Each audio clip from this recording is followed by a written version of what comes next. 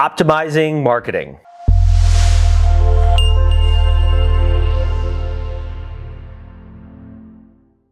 What a great phrase that a lot of people talk about that people just don't understand or maybe can't wrap their head around what it really means. So this machine aspect of marketing, right? How do we set up a machine?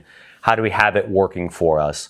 Gets a little bit skewed because the human element gets forgotten, right? So right away, because you have a machine and you have human beings involved, there's so many ways that can go wrong. So instead of thinking of the marketing as just this machine, this heavy duty piece, let's look at it more as like a living, breathing organism, right? Something that's just growing and moving and kind of pumping, right? We talk about a pulse on the market, a pulse on what's going on in your business.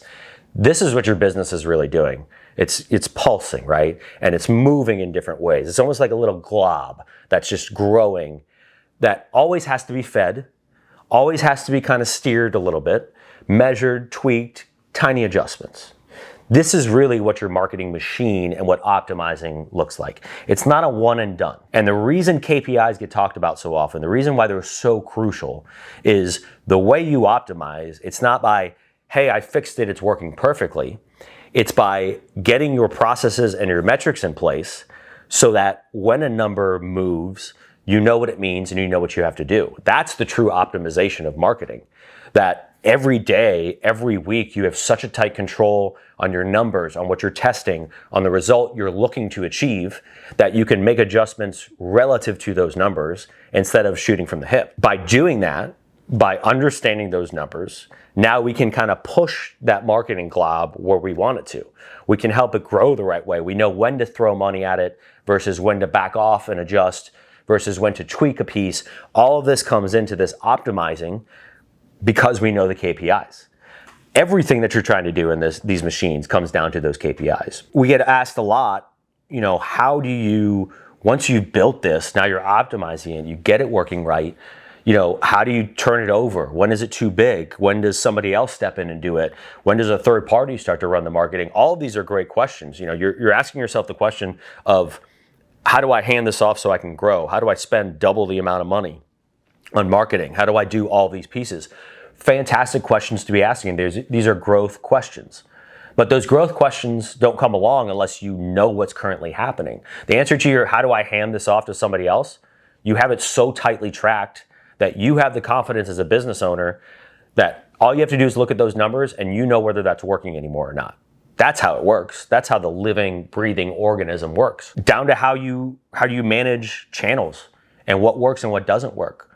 Another big question that comes up, what channels should I be using? Which channels work? Every channel works. It's a matter of cost efficiency. It's a matter of what's your budget? What kind of lead flow do you need? Are you trying to get deals before they hit a certain stage? Are you trying to target very high spread stuff? Are you just trying to increase volume? There's so many different ways of doing this that you have to figure out, where am I going? What's the result I'm trying to achieve?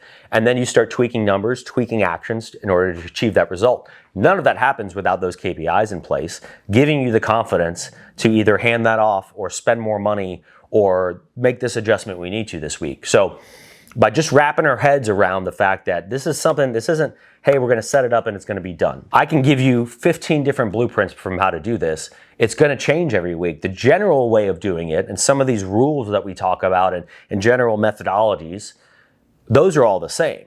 But every week, how much money I have to spend per channel every month, the percentage of leads coming from direct mail versus cold call versus text, all that stuff could be changing every week, every month. That's stuff that I'm going to let the metrics tell me what's the market doing. All of a sudden I see a drop in text message performance. I may shift some of that budget over to direct mail to see what it does, or cold call.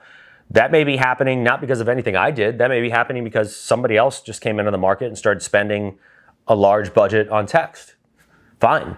Let the numbers kind of steer how you're optimizing that, where you're shifting things around, which levers you pull on. Those KPI bases, letting the numbers kind of guide you that way, is how you get that efficiency, how you get that optimization, and more importantly, how you get that confidence. Because if you have confidence in your numbers and what you're doing in your decision making, that's going to allow you to move the fastest you can as a business owner. It's going to allow you to grow the fastest. And ultimately, you can bring other people in and bring team members in because you have really clear goals, really clear way of measuring results, and a really easy way to collaborate with other people in order to bring your growth up, to bring your efficiency up, and pump out more deals, more connects, more whatever it is that you're trying to do. It all starts with those metrics and understanding that it's not a one size fits all. It's not a one-time fix. It's a constant monitoring, constant tweaking, constantly working with that to make it more efficient and optimize it every single week.